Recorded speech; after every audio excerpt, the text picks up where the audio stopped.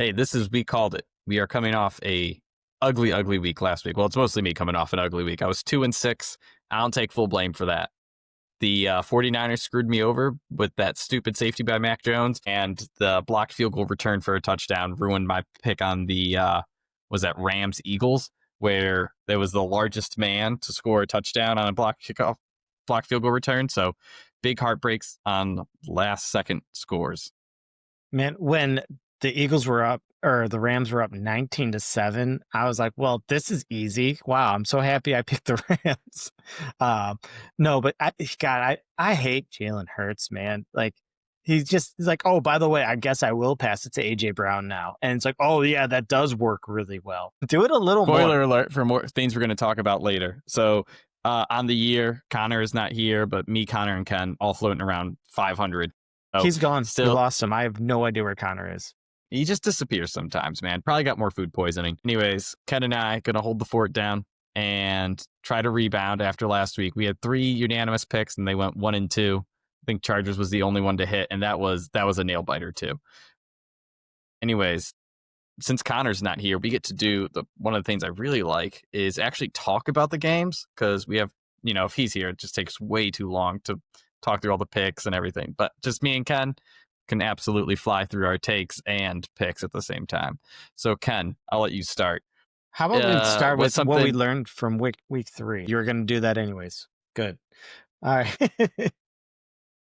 So I want to talk about the Ravens. Man, they are so fun to watch, but they just absolutely, whatever momentum they have going on offense just gets halted at the end of the third, beginning of the fourth quarter, and there's just no picking it back up. I feel like you just don't see him with the ball. I feel like you have a lot more like 3 and outs, a lot of stalled drives, a lot of just ugly. And then, on top of it off, you have Derrick Henry fumbles going on. But how does a team look that good for 3.5 quarters? Their offense sometimes just looks unstoppable. I mean, they convert these like third downs, these 3rd and 8s, 3rd and 13s at like a very like amazing pace. Like Lamar makes it look easy out there, but then all of a sudden it's like, okay, when we need to, do more like game control, we need to like ice it down, slowly like beat out a team. They just can't do it. And it doesn't make sense. They have Derrick Henry, who can, just push lines and, fall forward. But it just seems like they're just completely missing that aspect of their offense. Yeah. Before we got on, I was telling you, they look like a 10-year-old playing Madden. They get Lamar. They send all their receivers on like go routes, 4 vertical style, baby, 15, 20 yards down the field. And then it's supposed to open up running lanes for Lamar. But if teams play patient, right, you don't give Lamar the opportunity and no one's open. And then you end up in behind the sticks at like 2nd and 10 or worse.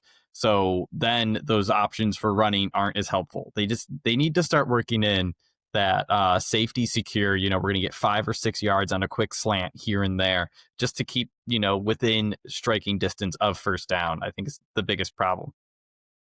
I also feel like their offense is very different when they sub out running backs. And I know you can see that a bit for a lot of offenses, but it really goes from like a Derrick Henry, like a strong read option of, because just the fact you have Lamar and then Derrick Henry running the ball, it does spread out the defense horizontally. But I think that it's just, once you get Justice Hill in there, they're like, okay, they're definitely going more into like this like pass heavy, like you don't see as much like read option. And I just think that maybe that part's like just too predictable as well. I wish Connor was on here to talk about how Monken is predictable or a bad offensive coordinator, because man, that's his favorite thing to talk about. Yeah, and then the last thing I'll pile on the Ravens is I'm looking up their PFF grades on defense right now, right? Everyone we talked about going in the year, they have all these defensive backs, they have all beautiful scheme, and they're just going to smother people. And honestly, it's not there. I don't know what is going on. Their cornerbacks are pretty well graded. Marlon Humphrey's the worst, honestly, at the moment, but he's chasing around Sun God,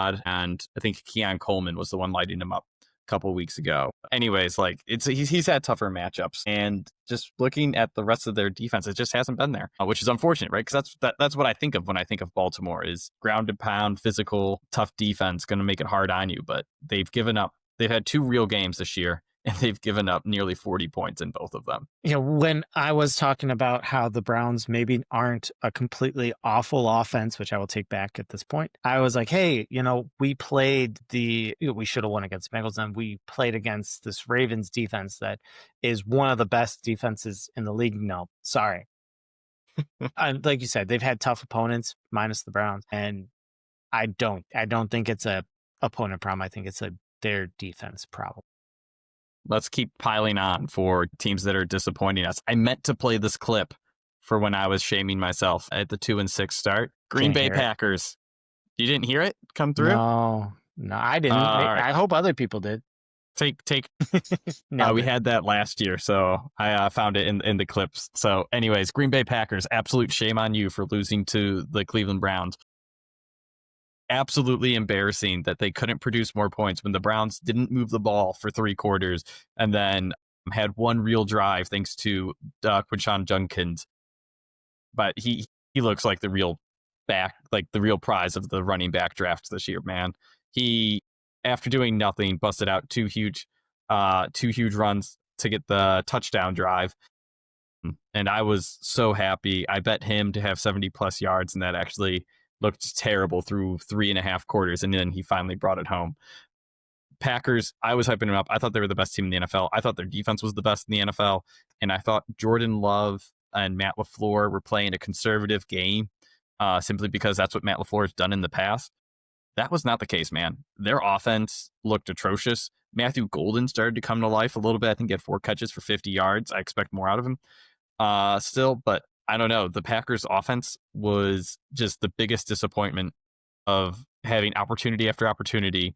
And then their defense didn't make the big plays to swing the game either. So very, very much disappointed in what I thought was the best team after 2 weeks. So I don't know. Maybe it's me just being a Browns homer there, but I really think this had a lot to do with just the Browns defense is that good. And I mean, if you look at the teams that they play, I mean, they really did do a very good job against the Ravens. I know that the box score doesn't look as nice, but at one point I think we were down 1 touchdown in the 3rd quarter, and then it just all collapsed. And even those were pretty much given up on special teams. But it was more of a Browns hey, we're gonna play mistake-free football, which also translates to we're gonna play some really boring ass football where we're gonna do a lot of punts and 3 and outs, but you avoid that big defensive play.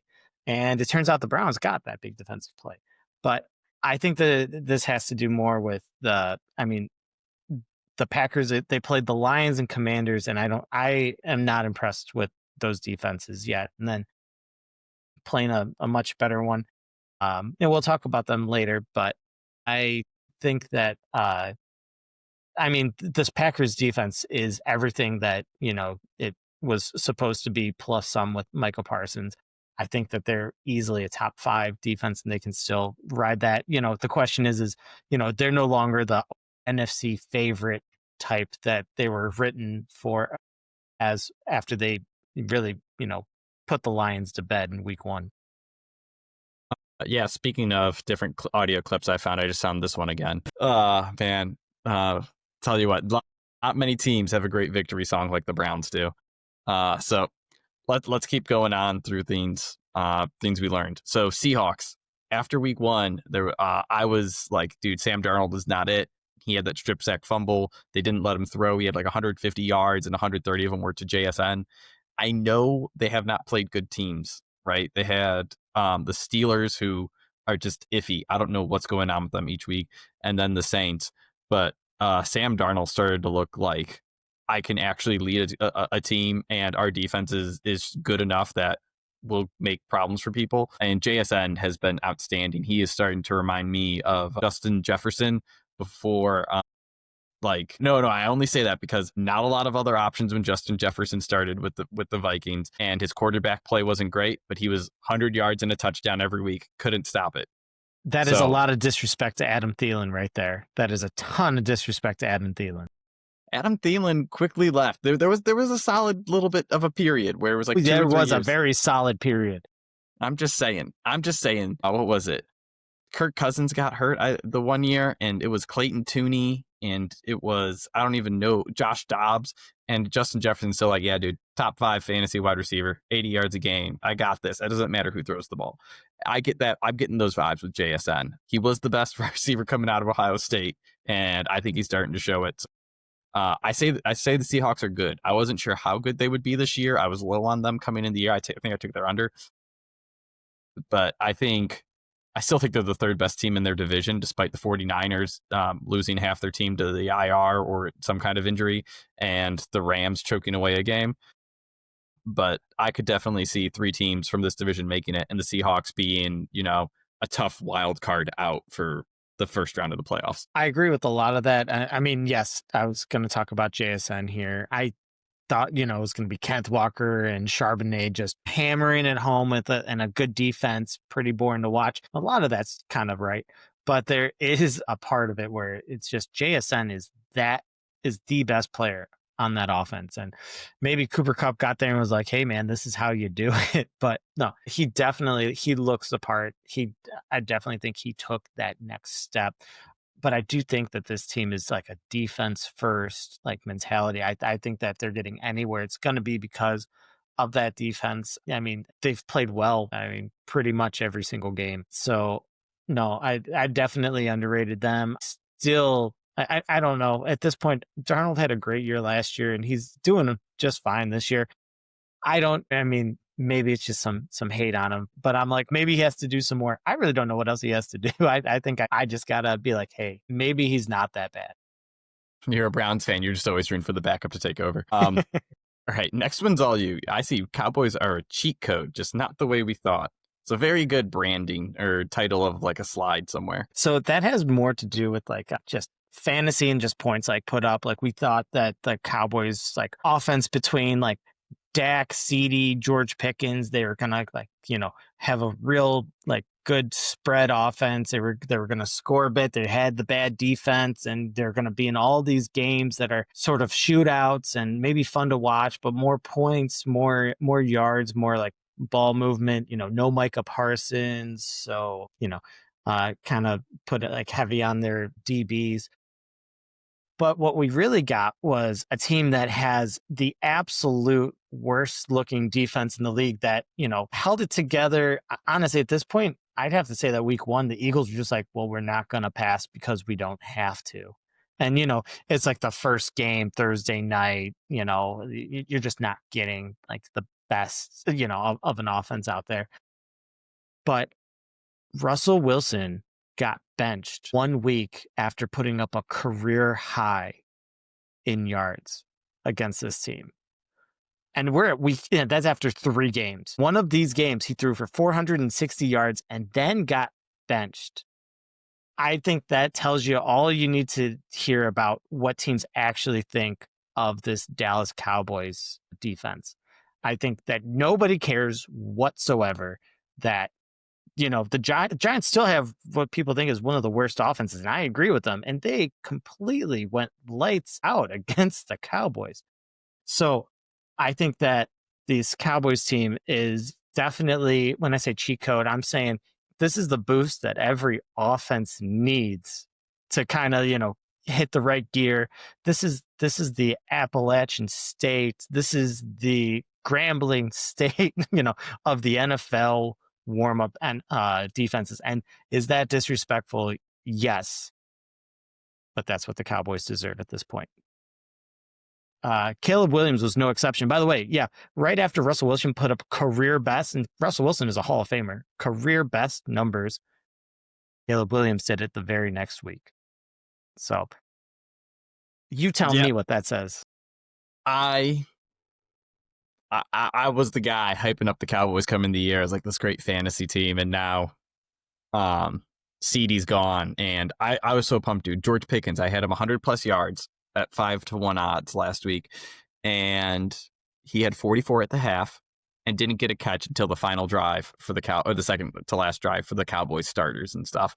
I'm like, okay, so 44 at the half, CD goes down, 2-score game, and they're not feeding George Pickens. They're not trying to play deep. Instead, George Pickens gets 1 catch for 12 yards, and that was his whole second half. So very disappointed in general in everything with the Cowboys. Phil, I hate to tell you, that your long shot bets here are becoming Connor's dynasty fantasy football team. Just throw him in every single second you got. He's just so convincing. Next up on these things, dude, Baker's not good except for in the fourth quarter and late in the game.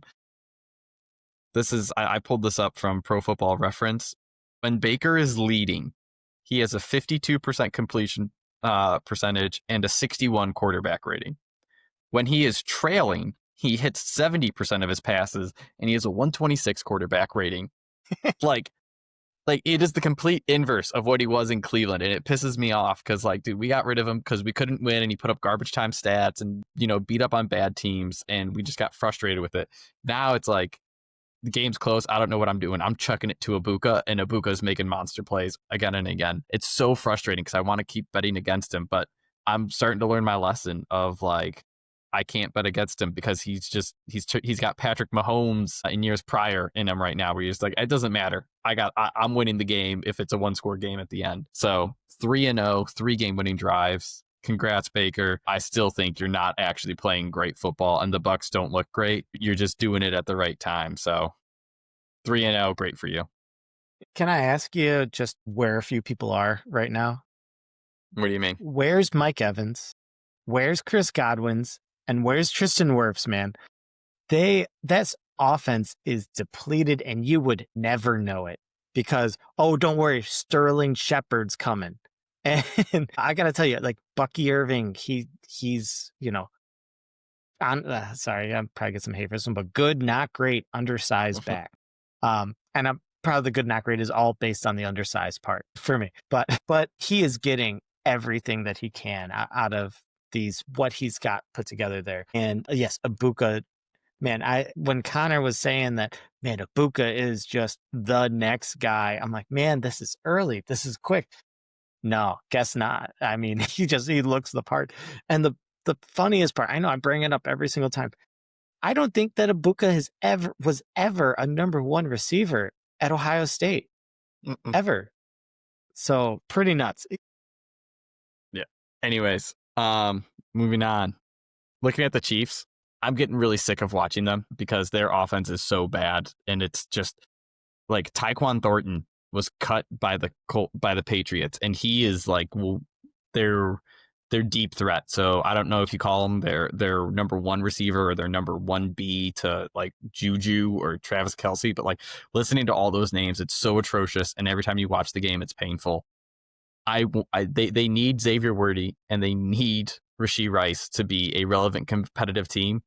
And I really hope that when they do come back, we actually see Patrick Mahomes play Patrick Mahomes football where, you know, breaking out of the pocket, rolling out 30-yard bomb right in the hands of Xavier Worthy for a huge touchdown or something. But it's really starting to hurt how many prime games the Chiefs have and how many good football matchups they have. They play the Ravens this week. And you know what? It's not good. I can't turn on that football game. So the note here was they need Worthy and Rice to be relevant. And that's not relevant from like a football perspective. That's relevant from a red zone perspective. So I can actually watch them. You know what was super telling this week that I saw is he was over there doing his like finger thing.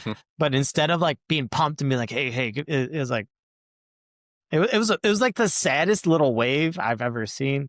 And I want to see Mahomes ball out, and it's not just that. It's, you know, you're right. Like Kelce is Kelce at this point in his career, and that's fine.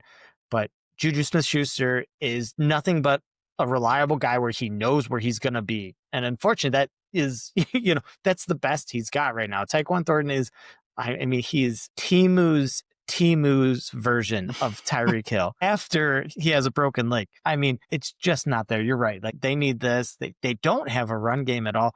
I was really high on Pacheco. I was like, this guy's going to come back and he's going to look more like he did as a rookie. And he's another one who's like, kind of like, looks like more like undersized. He's the dude that looks like he's running faster than he is at all times. Kareem Hunt, it looks playable for their team. And that tells you everything that you need to know about it. So I agree. I want to see more from it. I want to be excited to watch them, and I have to be because they're on primetime so much this year. Please give us something to watch. All right. So next up, the Colts. I don't know what to make of this team. I doubt them, and then they come out and they just light things up nonstop. And I know the Titans aren't something to be proud of, but it's just like they are coming out and they are smacking teams around with the dream offense, right? You have Jonathan Taylor running the ball, and then you have Daniel Jones hitting these easy throws to wide open receivers, and they have so many options they can attack you across all parts of the field, right? Michael Pittman is a high volume possession receiver. They have Alec Pierce, who apparently only catches 30-yard passes. And then, of course, Tyler Warren. It's like, I can do anything you need me to. So I don't know what to make of them. They're 3-0. They're going to make the playoffs.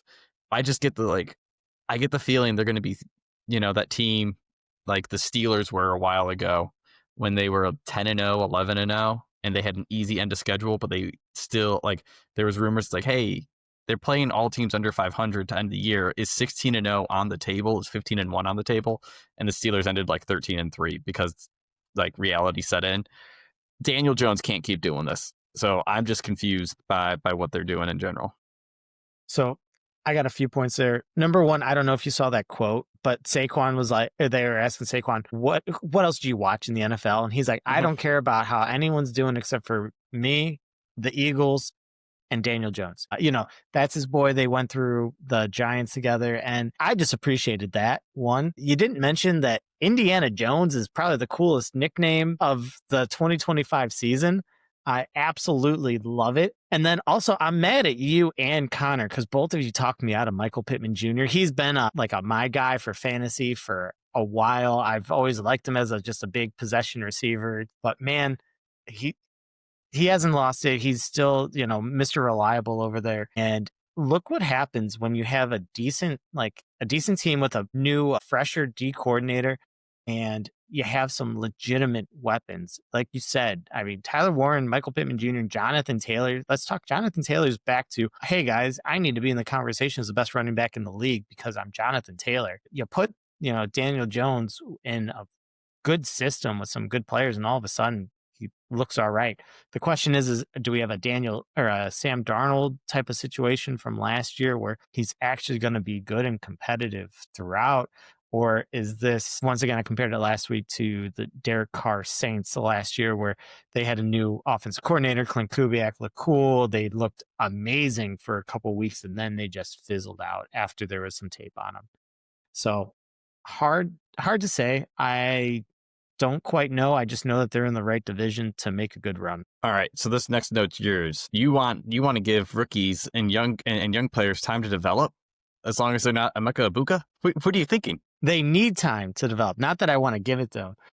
And Emeka Egbuka just doesn't need it. So he had a half against in week 1, and then he came on. Yeah. I mean, it takes time. I think that, this is more from a fantasy standpoint where people were like, hey, rookies have been killing it recently. I'm going to, get them and they're just going to start up and look good. And especially this year, Marion Hampton certainly took a while. And honestly, he had a good fantasy game. I still don't think he looks very good. Ashton Genty's like, hey, maybe I'm good at football, but I am completely stuck on this Raiders offense, even though the Raiders have been passing the ball up and down the field, with the exception of that Chargers game. But point being that between that and then you look at Michael Penix, who's on start 6 or 7, and I think he has 1 passing touchdown on the year so far. These young quarterbacks, it's taken a little bit of time. That's not their fault. I think that's just how the NFL works. JJ McCarthy, people were like, hey, Vikings are ready to win, and then all of a sudden, I know Carson Wentz didn't have to do anything, but he's like, oh, hi, I've played in the NFL before, and I can win a game when everybody else looks really freaking good. So, point being, besides Emeka Egbuka, and by the way, the Quinshon Judkins, I know you mentioned it before. Did you see that he's only played realistically a game and a half, and he's already leading all running backs in rushing yards for a rookie? Man, he looks good. Buka looks good, but everybody else still looks like give them time. And they are going to come around this season. The rookies always do, but it's not in the first 3 weeks. Except for Travis Hunter. I'm done with Travis Hunter, by the way. I'm doing Travis Hunter too. I had the third or fourth pick in my fantasy in a dynasty fantasy draft, and it was like, dude, Travis Hunter is the obvious option because there's IDP, so he could play DB, and it's like, yeah, cool. I'll put him there, and he. I don't know if it's the Jags or what, but he's dead to me. He'll be on my roster because my roster's terrible there. But I gotta ask, so fantasy perspective, channel your inner Connor here. Are you going and hunting? Like, I have O'Marion Hampton. I'm pretty out on him. Are you being like, hey Phil, I have 50 cents. Well, can I get O'Marion Hampton? Can you go get Travion Henderson, who just got moved up to I don't know if he'll take over entirely, but he played a lot because of fumble issues, and we all know that's a problem for Antonio Gibson and Ramondre. Ashton Jonty's another one, like you said. I can't even think of any other receivers or anything like that. Oh, Matthew Golden was one that I liked. I mentioned him earlier. Yes, Golden was definitely one that I had in this one too. Like, I do think that Matthew Golden, like, he's gonna get dropped from teams. Like, hey, that's one to get. But I think that like Tedero McMillan has looked really good. Just getting limited spots. It's gonna be better for him. But no, I'm Mary Hampton, Travion Henderson for sure. The only one that I'm really kind of like shaky on is Genty, just because it's a Raiders thing. I just don't know how much they're going to like support him. Like, I saw the one stat where like he's getting hit behind the line more than anyone, and his like forced tackles missed behind the line is like a ridiculously high like number. And it's just things that it's just a tough situation, and I just don't know if they're gonna like facilitate that to be better. I don't think it's a him problem. I think it's a situation. But besides that, I mean, if I was, I'm not 3-0 in a lot of leagues, but if I was 3-0, or especially after this week, if I'm like 4-0 or 3-1, I'm absolutely fine with, trying to find one of these guys. You're not getting a Buka. Nobody's trading you a Buka. But like a Tedero McMillan, or Tedero McMillan, O'Marion Hampton, or Travion Henderson, you bet. Absolutely. Okay. Look at that. Connor's not here. Get plenty of fantasy advice anyway. Next up, this note, I'm just putting teams that suck. And when I say suck, I mean these teams are terrible. I'm not interested in watching them. So, you didn't put the worst one. Which one are you thinking? New Orleans. New Orleans is by far the worst team, but it's like, sometimes like when something's so bad that you don't even need to acknowledge it. It's like, that's New Orleans. Like, I don't need to talk about them. But Jags, Texans, I think we saw that slap fight this week, and it was as bad as you would think. CJ Stroud, I was high on him coming in the year. I thought Nico would have a big year and force double teams and just be terrific, 100 yards a game. It's not showing. The offense looks bad there. They're not running a good scheme. The defense is good. It runs hard and they play tough, but it's like they don't accomplish anything. I mean, the Buccaneers were down to 4 backup linemen, and the Texans have 2 borderline all-pro caliber players at defensive end, and Baker still marched down the field to score a game-winning touchdown. So I don't know, just out entirely on the Texans. Jags, you see fighting there all the time. Don't need to mention that. Cowboys, Kent, you covered them. The last one that might be a shock is the Raiders. Raiders have shown signs of hope under Geno Smith, but I'm going to completely discount 300 plus yards and 3 touchdowns to Trey Tucker when you get them all when you're down 31-7 or whatever it was. Like, there's a lot of garbage time. The Commanders were happy to be dominating with Marcus Mariota. So I am not going to buy into anything I saw in the Raiders, mostly because, to your point, they spent their draft capital on a running back, and that running back is completely useless due to the team construction they have. And it kind of just goes to show you that running back, although, I mean, yes, it is awesome to have a Saquon or maybe a future Genty, depending on how, they look. They're just more important position. That's why you see these, defensive tackles and, offensive linemen going before, these running backs in these drafts. So find it interesting, but it kind of goes to the point of, hey, these teams are smart and that's why they're doing this. Even if those players don't work out, they in the long run are more valuable. Yeah. And lastly, when I say teams that suck, why didn't I say the Panthers? Well, the Panthers just beat someone 30-0. Like, they showed signs of life. And then Giants, at least they're invigorating their team with Jackson Dart. Patriots, I think they're still fun. Like, they may not be good, but they're a fun team. Drake May with 5 turnovers, but barely losing to the Steelers. Like, come on, that's exciting. So those are the teams that let's put it this way, I don't see them winning a game 30-0. You didn't include Jets, you didn't include Dolphins, and I hate to tell you, but you didn't include Bengals. Okay. Bengals lost Burrow. Let's see. Jets should have been in there. Like, I think that's one. Again, that's on the Saints level, right? They're just so far beneath that it's like you get it. That's the taco in terms of the league, a TV show. That's the taco buy. All right, and then your last point here: fade backup quarterbacks in their second start. Yeah, so a lot of them looked really good. There's the first start. I mean, okay, Carson Wentz didn't have to do anything. You know, you saw it like when Andy Dalton came in last time, but Marcus Mariota, with these random spot starts, looks fantastic. Uh, Like Tyrod Taylor, like looked really good. They put up a bunch of points and made a competitive game with the Bucks, and then they do end up showing why they're backup quarterbacks. And coming from a Browns history here, knowing a lot about backup quarterbacks and these like random replacement starters. Like everybody loves the backup. Is one of the favorite players on the roster. But I think that once teams can see kind of some tendencies, show them like a different look that maybe they haven't seen in a while, that's when they start to get just look really, really shaky. So, especially when it comes to betting, I would try to avoid those ones. So, a couple of them this week. So, Marcus Mariota, Carson Wentz, Tyrod Taylor. They're just a couple. So, I was like, yeah, you know what? Let's make a note of it. All right. Speaking of, let's actually get into our picks. We've talked more than we should probably about other things, but like I said, Connor's not here, so it's all going to be fine. We also have a lot less picks this week than we did last week, so I should probably fly through some of these. The first one, we didn't do best picks last week because we had 3 unanimous picks, and we considered those the best. Fortunately, we're brushing that off because that was 1 and 2, thanks to freaking Jordan Davis, I think. Anyways, Jordan Davis. First pick, my best pick, is Seahawks plus 1.5. I just typed them up on how good they are, and they get to go and play Arizona, a team that I don't think is very, very good or good at all. They're very average to below average. Again, they had the benefit of 2 wins against the 2 of the worst teams there are, where that's the Saints and the Panthers, so 2 bottom 10 teams. And now the Seahawks have found their rhythm. They just humiliated the Saints, building confidence. They beat the Steelers convincingly.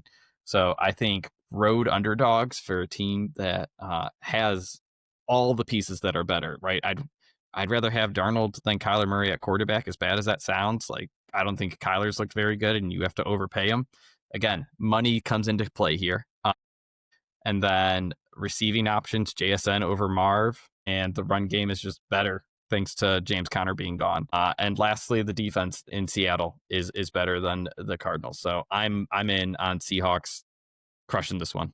Yeah. A few things first. R.I.P. James Conner. That looked pretty brutal. So hopefully he gets it back together. He was such an underrated running back. He was just hey, I'm going to go in there and I'm just going to be above average at everything, and I'm going to make more people miss or break tackles forcibly than you would expect. I loved watching him, and he's not there anymore. So maybe Trey Benson can take over, but this is an awful spot for the Cardinals. So coming off a devastating running back injury, they just came off of a tough game against the 49ers, last year, really like 2 years ago as well. But, I always love like pointing out teams after they play the 49ers just play a brutal, hard, aggressive, high contact type of football. And teams the week after were just like 0 and like 16 or something like that. Like it's just a rough recovery. It's a short week. They are coming off of that tough game. They lost by 1, it was 1, and that just sucks. And the Seahawks essentially got a second half bye week last week because they were not in a competitive game. So I think that the only thing that looks good for them is it's a in division home game on a Thursday night. But besides that, I mean, this is not a good spot for the Cardinals, and I just think that they're the worst team. They are not going to be favorited for long. I think this is one of those line that's going to flip pretty quickly. This is definitely an early week spot. All right. Oh yeah, I picked it too, obviously. I was going to say, so again, back to the unanimous picks. There's one, and we're going to go to the second one for Ken's game of the week. Packers on the road at the Cowboys, minus 6.5. I'm changing my game of the week. I'm going Seahawks too, because after I talked about it and then heard your points as well, like I'm heavy on that, and they're an underdog. Jeez. I know. But Green Bay versus Dallas. I mean, we talked about it, but I am really like, first off, CeeDee Lamb, please do not come back early from the high ankle sprain. You see it all the time, and all that leads to is poor performance and recurrent injury. Please take 3 to 4 weeks. Sorry, and I know it's tough to watch your team lose for that many weeks, but no, I am concerned for that. Javonte Williams has looked good for the Cowboys. I don't think that that's going to last forever, but a team cannot have Javonte Williams, George Pickens, and Jake Ferguson as their weapons. It's a bad spot for the Packers. The Packers just lost a brutal game where they were the better team for 3.5 quarters, and they're going to go and hit that offensive reset button that is the Dallas Cowboys defense. They are going to be able to do whatever they want. I think that the Packers traditionally have gotten up pretty decently and then just really like chug out a win. I think that you're going to see a lot of boring Josh Jacobs in the second half, and I think that this game is not going to be very close. This Packers defense is better. People just don't remember because they lost, even though they only gave up 13 points. They really gave up 6 because there was an interception that was brought back to the 5. The fact that the Browns had 2 first and goals on the 1 and only got 13 points in the whole game, it tells you like this Packers defense is good. This Cowboys offense is suspect at best without CeeDee Lamb. I don't think this is going to be close. Completely agree. Micah Parsons' revenge game, just a cherry on top. Like, I don't know if you said it, but he's going to be coming and he's going to be hunting Dak, and I feel bad for him. I thought Dak's played in general good football, so I checked it up, and he's the PFF's second graded quarterback. Like, great for him, but it has not been productive, right? He has not been putting up points. It has not been impressive, right? He blew out the Giants, but he looked solid against the Eagles, but didn't produce points. And then I thought against the Bears, like we saw the Bears give up 55 the week before, and then the Cowboys couldn't recreate success. So who knows? Maybe this is the week George Pickens goes off and gets that 100-yard game, but I don't think so, right? I think the Packers are going to come out, revenge game, stomp on the Cowboys, and it's unfortunate that the Cowboys are the next in the Packers' path after losing to the Browns, but that's going to piss anyone off. You're one of the Browns' 3 wins this year. I have documented in a group chat that you said they're a 9-win team. Ooh, I said the AFC is not very good. I could see them going 9-8 and getting blown out in the playoffs, right? Because their defense is good, right? There's not a lot of good football teams in the AFC. They could beat the Steelers twice because, gosh, Steelers look so bad. But things like that. And the Bengals, like we could beat the Bengals twice because Joe Burrow's not there. So a lot of coulds, just don't believe in it. We're saying the same thing. You said 9 wins. All right. Let's go to my first independent pick then. Eagles minus 3.5. Man, I just told you Baker sucks. Like I can't help it. Back to the Baker well again. Yeah, it's so funny. He doesn't. He loses to the spread last week, and I come back. He's 2-1. Searching for it, but no, this is really more about the Eagles and what they figured out against the Rams than what the Buccaneers are. Because I don't know if you watched, but they threw the ball to AJ Brown, like that's all they did, and it worked out really freaking well. It's kind of like they had this. Yeah, in the second half, they threw the ball to AJ Brown in the second half. He had a goose egg the first half, and he got 100 yards and a touchdown in the second half. Absolutely incredible. And that's my point, where it's like the OC should probably be fired for not being like, hey guys, I have this monster on the field all the time. Why are we not giving him the ball? And it's like, all right, we need to. We'll try it now. And they're like, oh crap, did you know he was good? And everyone's like, yeah, dude, he's a top 5 receiver. We all know. And Dallas Goedert, complete monster. Anyways, so I think the Eagles come out and they absolutely are like, all right, we're gonna start attacking down the field, stretching, and we're not going to be doing the Chiefs offense anymore, right? We're not going to be throwing 5-yard checkdowns and running the ball 30 times and hoping our defense can win. So I think the Eagles come out, they smack the Bucs in the face, and I think we finally see some regression from Baker and see that his poor play except for on those fourth quarter drives, starts to bite him in the butt. And he finally throws a turnover or two even against a defense that is tough, and they can match up against the Buccaneers. Even though Ibuka, you'll have to double him, but I don't think Mike Evans is going to play this week. I could be wrong on that. I heard that he's still not like completely going to be off of IR. So it's, I mean, yeah, it's a bad hamstring injury. So anyways, yeah, when you're down to one receiver, I'm sure that will get all the attention from the Eagles, and they still got a mean pass rush. And heck, if it comes down to it late, you could always get that blocked field goal for a touchdown, right? I'm hoping to get that. Anyways. I find so any thoughts for you? I don't hate that, when I brought up all of the missing pieces to this Buccaneers offense, it really does. I mean, it does lead to like wanting to fade the Bucs. But man, the Eagles have looked so bad for pretty much all year except for that second half. And they got through because they blocked 2 field goals. It's just a crazy thing. But it's more of I don't know what Eagles team we're getting. I think that they're hey, we pass when we have to, not like, hey, we should pass because it's working. And I just, I see AJ Brown just reading that book on the sidelines, and it's like, hey, like sometimes they just don't need to pass. And I think that they don't want to like mess with Jalen Hurts' confidence. They just the way their offense is made is just to run the ball. Buccaneers have a good run defense. They don't have a good pass defense. Like this should be like a tear up game for the Eagles. I just don't know if they're going to do it. That's why I can't, follow them on a -3.5. I also think it's utterly ridiculous. That's only 43.5 total. Like that total seems so low for two teams with lots of, good football players. Anyways. I think that the Eagles just are like, hey guys, we only need 20 points to win. Okay, well, let's get 20 points. Like it just blows my mind. Yeah. They saw what AJ Brown did in one half of football. I think they try to do it for 2 halves now. See if you can get 202 touchdowns. Anyways, I'll take the under. Pick? I'm going to take the under on that one.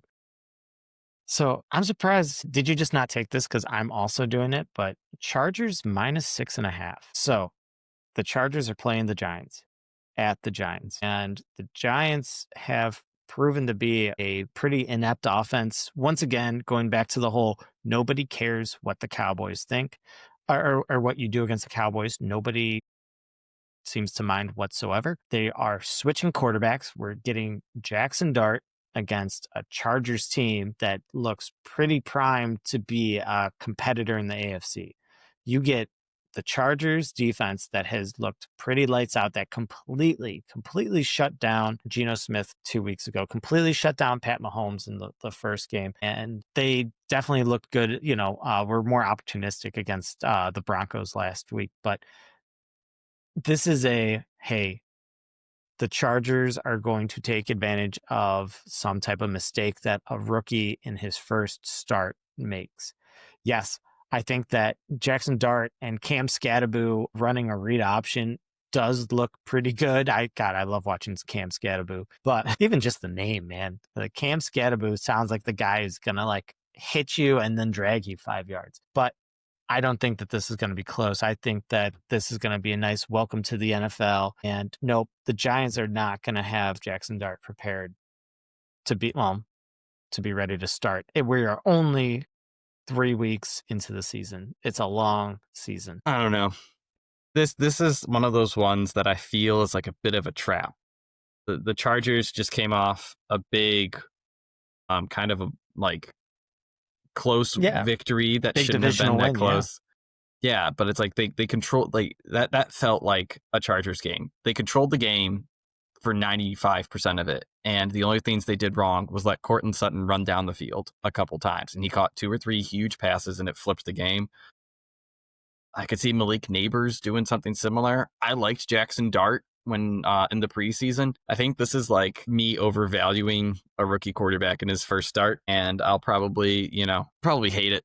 And you'll probably be right, but I just can't go against it. Also, I have Omarion Hampton, and I'm still not giving up, or I'm still giving up on him and the hope of the Chargers being good like that.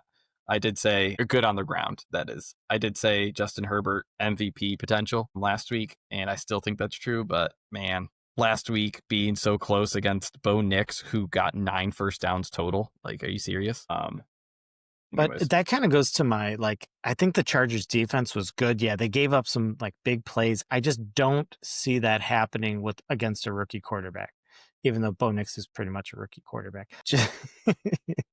What are you talking about? Can I get a jab in at Bo Nix real quick?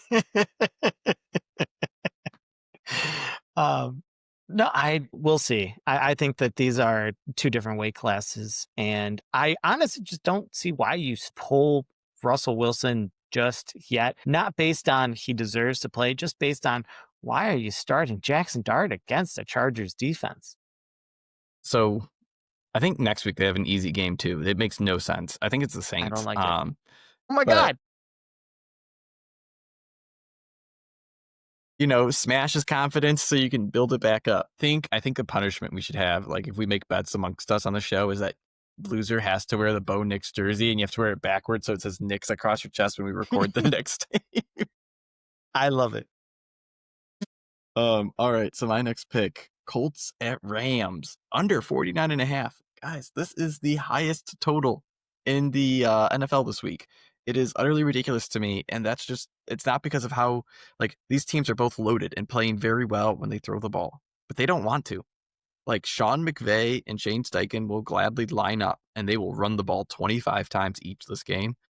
I think, like, they'd love to settle for field goals. They have tough physical defenses. Like, this is such a coaching and philosophy pick that, like, if you gave me these teams on paper, I'd be like, yeah, Colts are lighting it up. They got offensive weapons everywhere.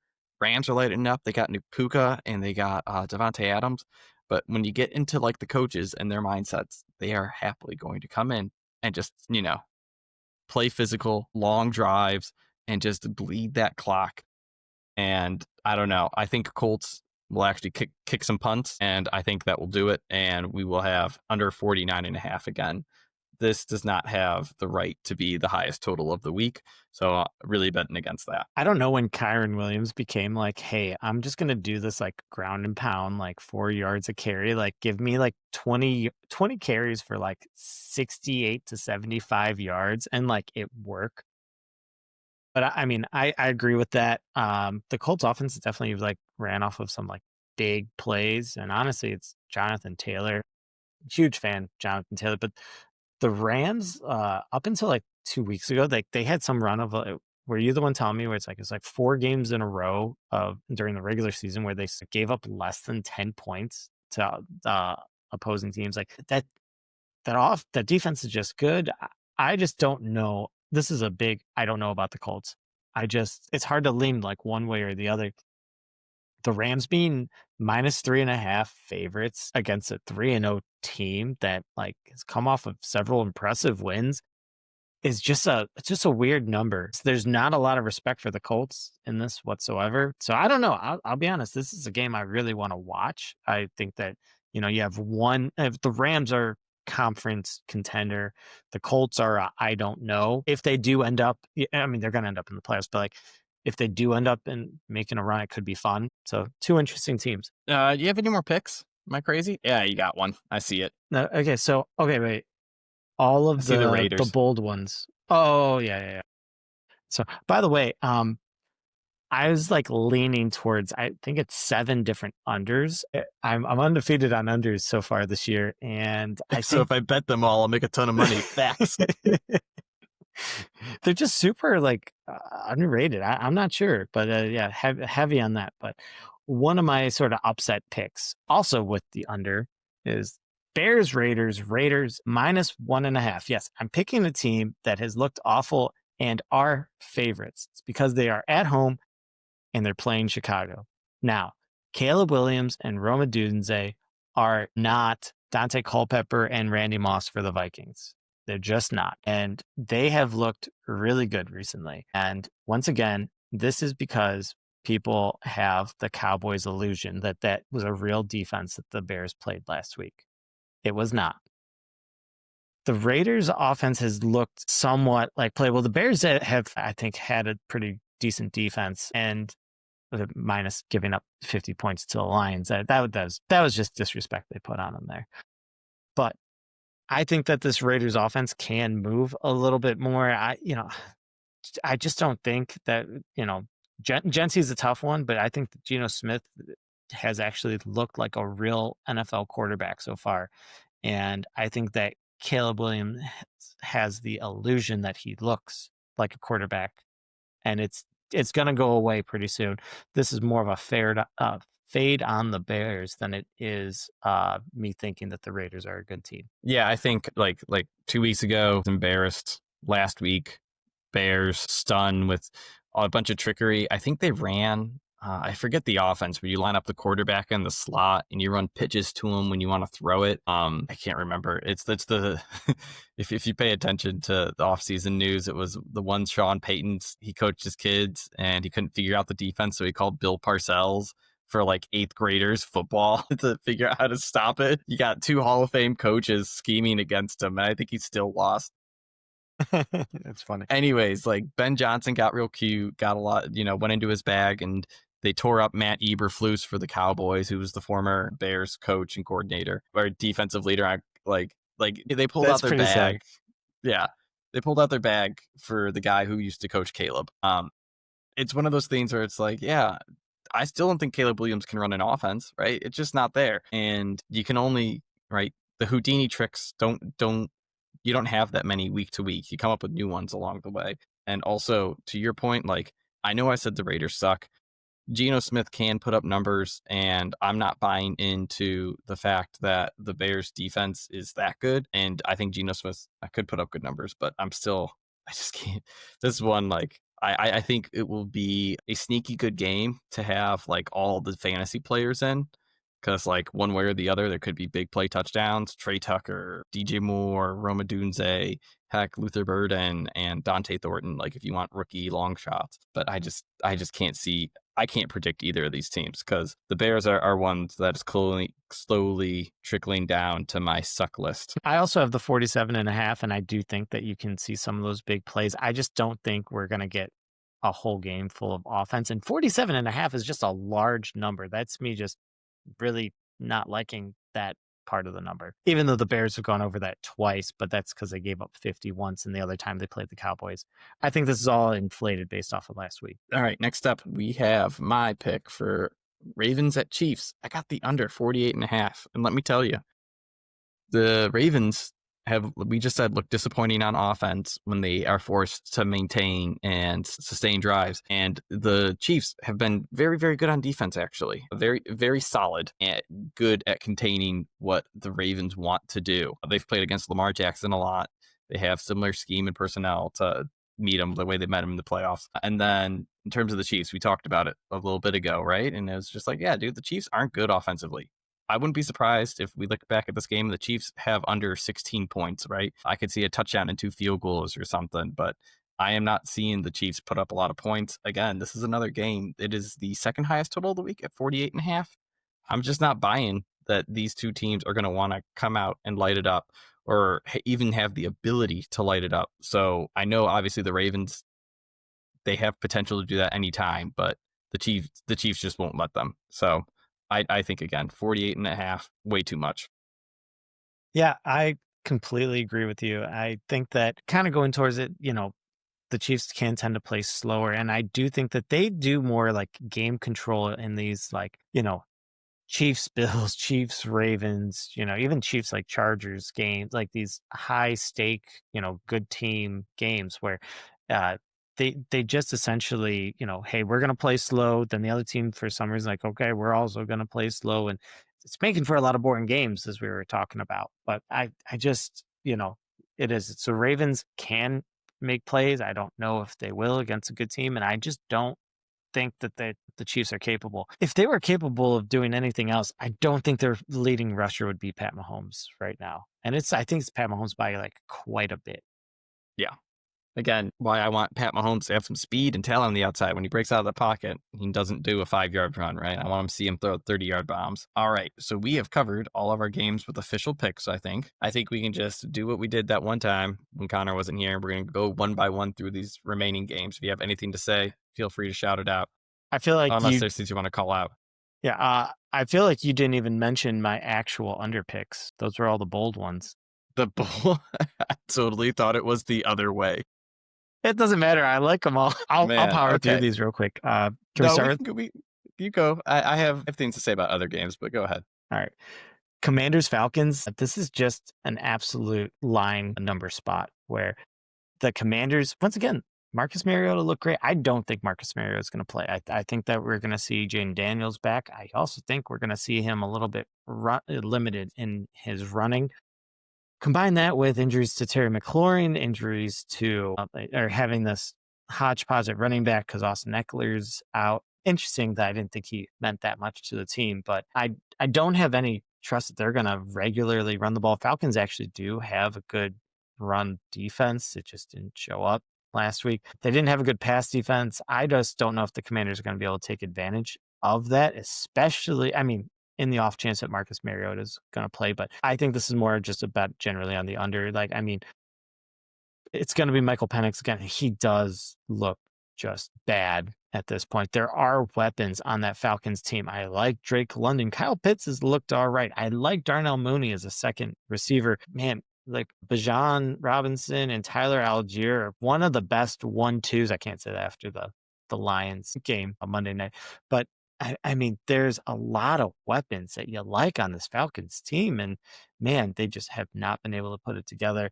I think that we're gonna get more of a ball control, slow type of game, and I don't see as many points coming up. Yeah. So I think I'm with you, but the problem is Kirk Cousins comes in and you get a Kirk Cousins revenge game versus a Marcus Mariota revenge game. There has to be points, right? There, No, two no, there two doesn't. two angry quarterbacks going at each other for revenge, right? Falcons were the scoring to Mariota, and Cousins was ran out of town by the Commanders. Come on. If that's the reason why you're not betting this, I'm fine.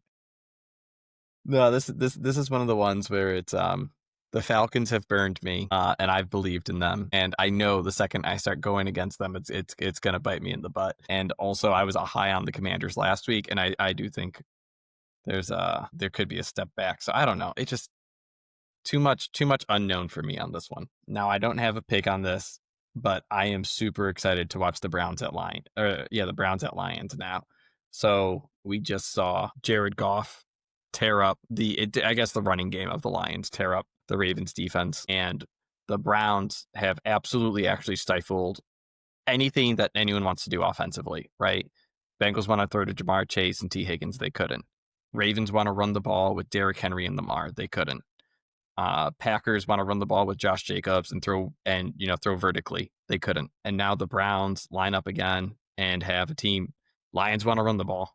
I think they're going to come out. I think they're absolutely going to take that away. And I'm so curious if Jared Goff, who is at home, so he's got that dome, that his dome home field advantage, if they can take that away too. Ken, you said it a couple weeks ago, Browns defense does not travel as well on the road, but like Detroit ain't that far. What's that? 2 hour drive? 2 hours. There you go. So kind of like a home game. I'm sure there'll be a lot of Browns fans there. Just excited to see what happens with like the Browns going up against another really, really good offense that has a clear like motive for how they want to operate, and if they can stop it. And in terms of things I don't want to see, it's the Browns play offense. I think that that's going to look pretty rough. But no, I'm interested to see who's their new OC. I'm not sure. I know he's kept it in house and everything, but this would be a good sort of measurement of, hey, is this a Ben Johnson, offense, or have they really like moved on and are going to be just fine? I think that that'll be helpful to see this week. This is one where I could see everything from us losing 40-3 to like a close game, like, a lower scoring close game. I'm just don't have a good read on it. I'm just going to watch it and just enjoy. All right, let's get to the games that are probably the saddest that you have picks on. We'll start with Titans at Texans. Under 38.5. This game is 2 points lower than the other lowest total, and you still think it will go under that. I mean, I'm surprised it's this high at this point. I would probably take it at about 34. The Titans, we've said it before. I just feel bad for Cam Ward.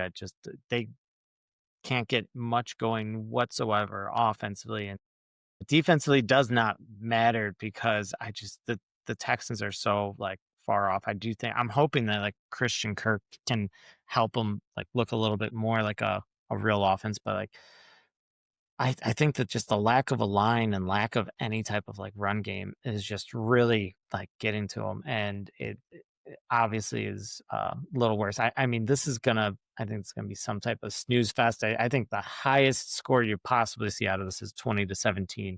I'm thinking 17-7, 17-10, 13-6. You pick, but neither of these offenses seem to be doing much, and they do want a ball control. They both want to just take care of the ball and let the defense kind of run the show. So if you're watching NFL Red Zone when this game's on, you probably won't even see it. For the record, star receiver for the Titans, Calvin Ridley, 8 catches on 1 targets this year for 111 yards. Might as well be a Brown with those atrocious numbers. Yeah, I like. It's just hard for me to buy into a number under 38.5. But if I was forced to make a pick on this game, that would have to be it. It's very interesting. Like I wish I could do Titans plus 7.5 because I like Cam Ward. I don't, like you said, I don't think he's bad. I think he needs a whole new system though. So that's going to clear out the coach. That's going to clear out a lot of the personnel around there. And that's just going to do a complete overhaul and try to get him some help and some functionality. Yep. I think I mentioned to you before we got on, the Titans, that number does jump out. You're like, wow, I would like over a touchdown against an in-division rival that can't score. But then I saw that the Titans are 3-17 against the spread, not total, just against the spread in their last 20 games. I'm sorry. Yeah, sure, you shouldn't really bet trends like that, but I am fine staying away from it. All right, last game we're going to talk about Jaguars at 49ers. You have under 46.5 again. I think this one's obvious. I think I can sum it up. It's Mac Jones versus Trevor Lawrence. Classic. What draft were they? Like the 2018 10th pick versus the number 1 overall in that draft or something like that? 2021, I think, yeah. Draft pick. But anyways. More so, you're forgetting about the Mac Jones revenge game because Mac Jones actually didn't look too bad for the Jags last year. It's the 49ers have a good offense that is missing everybody. I mean, Nick Bosa going down, it's like, yeah, of course he did. Why wouldn't the 49ers have like a catastrophic injury every single week? But I just don't think the 49ers defense, I think, is good enough to slow down Trevor Lawrence because you don't have to be that good to slow him down. And I think that the 49ers, even if Brock Purdy, comes back, on the earlier end for the turf toe, maybe he's not as mobile. Mac Jones strained his PCL, which is just something you don't see from you don't see that type of injury for a quarterback. But actually, besides Christian McCaffrey last year with a torn PCL, you just don't see it. But of course, they would have that going for him as well. Their offense is Christian McCaffrey, Ricky Pearsall trying to do too much because he has to because there's nobody else there. There's just, 46.5 is just a large number unless they think that there's going to be like 2 defensive touchdowns. And if they are, maybe it still goes under. Yeah, I think this is another game. I got too much love for these teams, like Trevor Lawrence and the 49ers. Like I want them to be successful, so I can't go against or for them either way. All right. So before we sign off, I'm just going to emphasize the games we didn't talk about. Vikings at Steelers in Dublin. Only note I have is like TJ Watt versus Carson Wentz. That's going to be ugly. Like that's fumbles and turnovers for sure. I would probably be picking the Steelers if they actually were at home. Really doesn't matter what like the line is. Like Carson Wentz going to Pittsburgh, like that's Pittsburgh defense is going to turn around eventually. They haven't looked good, but Carson Wentz is a turn it around type of quarterback. Yep. Saints at Bills. Bills minus 16.5. That's the reason we didn't talk about this game. I still don't hate the Bills, but like 16.5 is just too much. Like Mitch Trubisky will go in at the end of the game and ruin that number. Panthers at Patriots. Yeah, exactly. That's why we're not talking about that game, It's just so bad. It's just been a lot of ugly from these teams, and the Panthers are coming off of a 30-0 win, and the Patriots are they had like 4 chances to beat the Steelers, and they blew them all. Drake May, Anyways. yeah, he was also one of those, hey guys, young quarterbacks need some time because I want them to be good. As much as I want them to be good, it's just that, I mean, their defense has, I don't even want to say regressed, but just not as good as we thought it would be. And it's just, they're just tough to watch right now. Maybe Travion Henderson like can change that. Please, can you guys please stop giving it to these veterans that, you know, these responsible veterans that just have awful butterfingers. Oh God.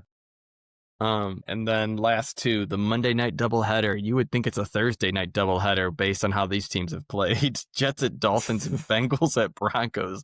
These games should be on Thursday night. I don't know why they gave us a Monday night doubleheader like this. I have nothing interesting that I want to say about these teams because they are just like Dolphins and Jets.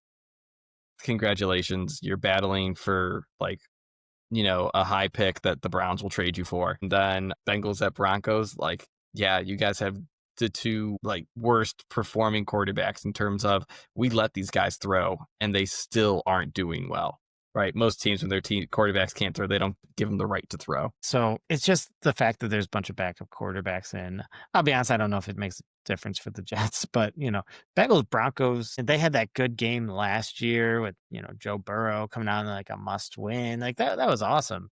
And then yeah, he's not there. So, I mean, Jake Browning, I do like him in terms of being like a backup. He is not nearly as bad as he looked last week, but I don't think anyone can be that bad. I mean, how often do you get like that many fumbles and like there's return for touchdowns? Like that was just an absolutely ugly game for the Bengals. You know, especially after like a tough fought game for the Broncos and a loss. Like, who knows? They're going to be ugly. Hey, you know, you get your Monday night back. Maybe there'll be some interesting baseball on. All right. So we went over our time, but guys, don't doubt it. Connor wasn't here, so our time actually spent trying to get this thing going took less. So our total record time was less. Your listen time is more. Ken, any final notes? We got a lot of good, dense information in on this one. I think we gave good high level stuff from last week into this. Like, I think we nailed it. The tangential thought process of Connor is definitely missed. I was able to focus more. Like the ADHD didn't kick in too much on this. I didn't get screamed at nonstop. Anyways, like, comment, subscribe. Thanks so much, everyone. Good luck.